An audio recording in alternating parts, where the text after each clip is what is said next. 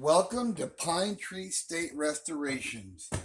And what we have here today is a couple of Marx number 416 pre-war floodlight towers. Now, these are the tall towers, and they're pretty rare. They're about a foot tall, maybe a little more.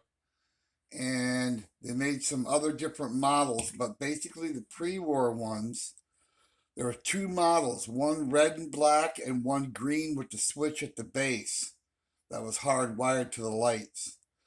They also came in a somewhat rare army green color. These here are in excellent shape.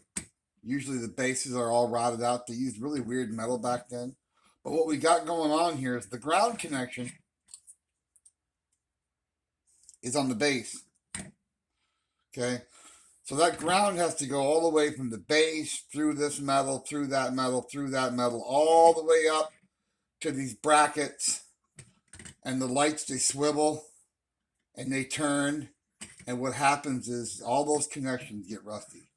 So you lose your ground connection or you have an intermittent ground connection. So we're gonna clean these up. They got to be cleaned up. It's gonna take quite a bit of work. The light sockets are dirty. The little walk around bases up here where a little guy would walk around if they were real. These are kind of rusty. I'd like to redo those. All the red stuff's in pretty good shape. It's got some paint on it. I'm gonna get it off, but I'm gonna wax all that. And the bases I don't think need much. The knobs need cleaned, they need polished, and all the connections need to be cleaned. And of course, all the light bulbs are gone.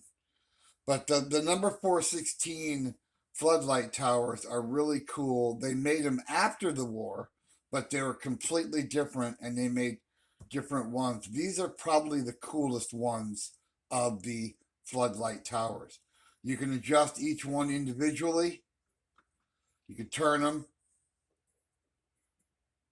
so you can put them anywhere you want on the track, anywhere on the set, so you can shine down on whatever you'd like to shine down or shine up or whatever.